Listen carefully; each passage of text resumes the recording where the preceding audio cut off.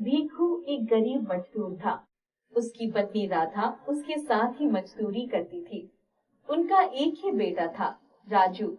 राजू गांव के स्कूल में कक्षा 9 में पढ़ता था। एक दिन बारिश के समय में जब वो स्कूल पहुंचा तो सब बच्चे उसका टूटा फूटा छाता देखकर हंसने लगे। ये देखो इसका छाता, फटा पुराना छाता लेकर आने से अच्छा है स्कूल ही ना आता। सारा पानी तो इसके ऊपर ही गिर रहा है। बाकी बच्चे भी तालियां बजाकर हंसने लगे। राजू बहुत उदास होकर अपनी कक्षा में चला गया।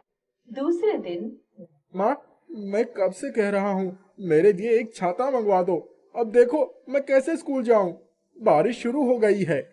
देखो राजू, अभी तो जो छाता है उसी को लेकर स्कूल जाओ।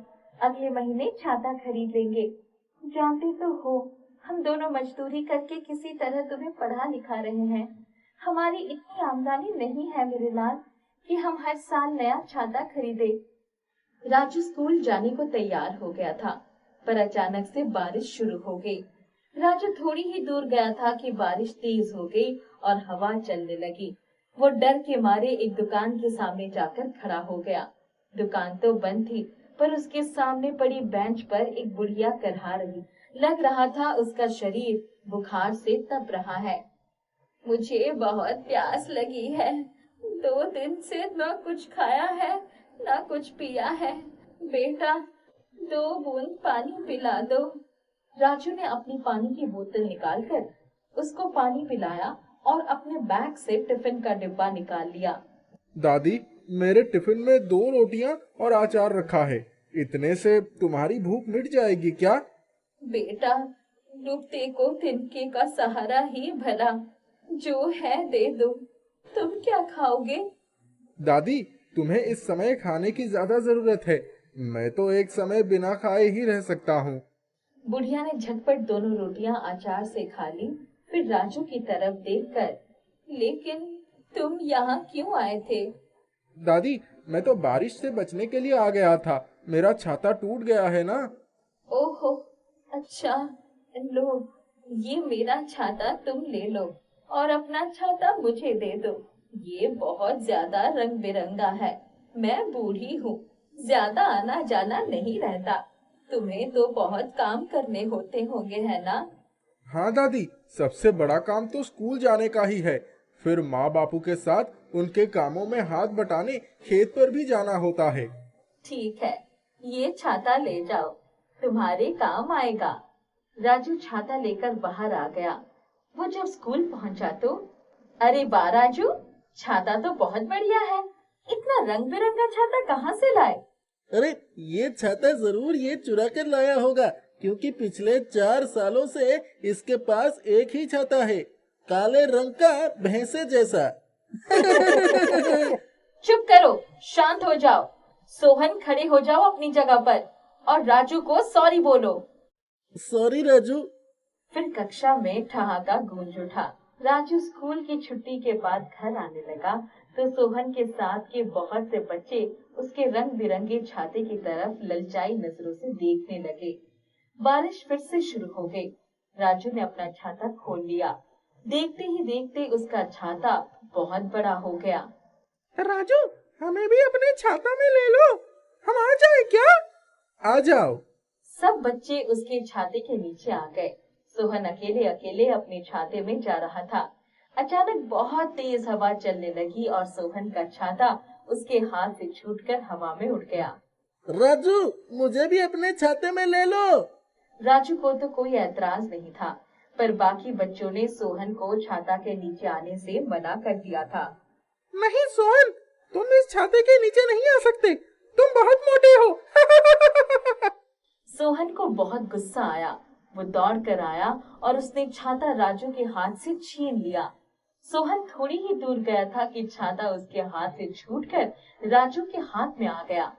फिर सभी बच्चे ने हंसना शुरू कर दिया। सोहन फिर राजू की तरफ झपटा, पर छाते में 2 हाथ निकल कर आए और सोहन को धक्का देकर कीचड़ में गिरा दिया। बच्चे फिर हंसने लगे।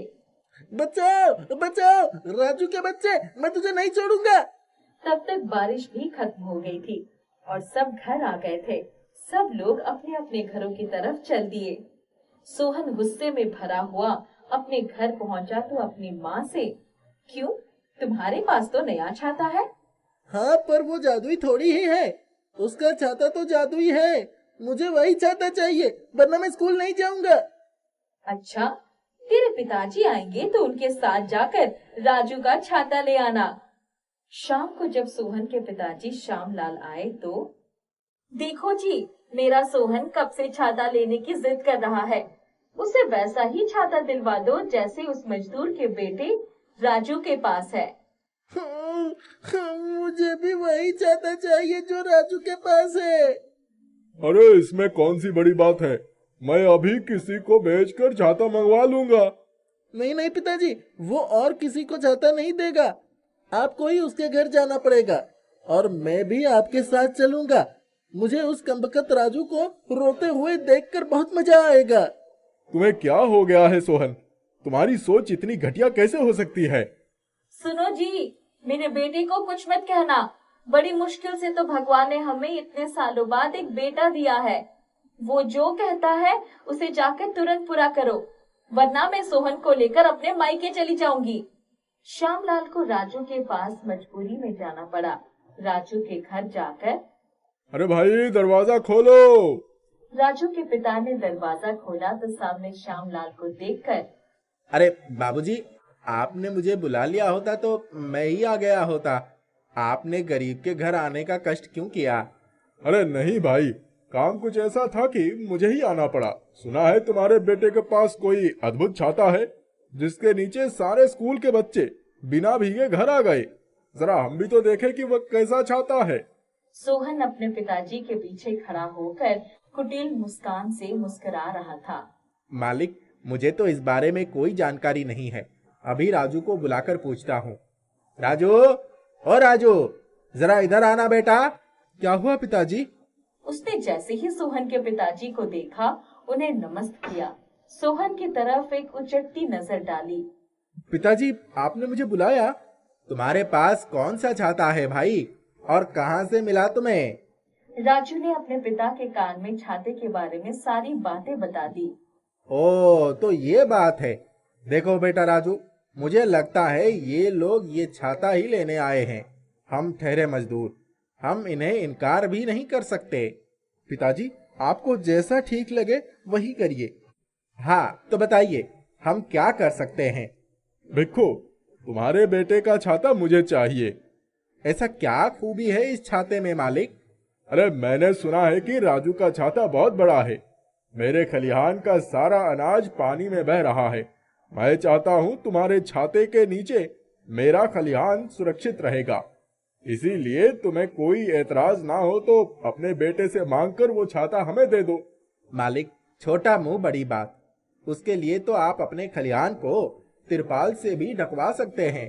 देखा पिताजी, मैं ना कहता था कि ये लोग हमें कभी छाता देने के लिए तैयार नहीं होंगे। ऐसी कोई बात नहीं है। आप हमारा छाता अवश्य ले जाइए, हमें इसकी कोई जरूरत नहीं है। राजू ने छाता लाकर सोहन को थमा दिया। देखा बच्चू, सारी हेकड़ी निकाल ली मैंने तुम्हारी। तब तक छाता उसके हाथ से छूटकर नीचे गिर गया और उछल उछल कर सोहन की पिटाई करने लगा। मुझे कोई बचाओ, पिताजी मुझे चोट लग रही है, मेरी जान बचा लो। अरे मैं क्या करूं? जो करना है राजू को ही करना पड़ेगा, उसी का छाता है ये। सोहन, तुम्हारी हेंकड़ी निकल गई हो तो मैं कुछ कहूं? बचा लो मेरे भाई, मैं तुमसे क्षमा मांगता हूँ। आज से तुम जैसा कहोगे वैसा ही होगा। हे मेरे जादुई छाते, रुक जा। राजू के इतना कहते ही छाता रुक गया और राजू के पास आ गया। सोहन अपने पिता का हाथ पकड़कर, पिताजी जल्दी चलिए घर, मुझे छाता नहीं चाहिए। इस छाते पर सिर्फ राजू का अधिकार है। श्यामलाल मुस्कुराकर उसके साथ चल दिए। उन्हें पता था कि उनका बिगड़ता बेटा जादुई छत की मार खाकर सही रास्ते पर आ गया। राजू को छाते ने धन दौलत से भरकर उनके परिवार को खुशियों से भर दिया था।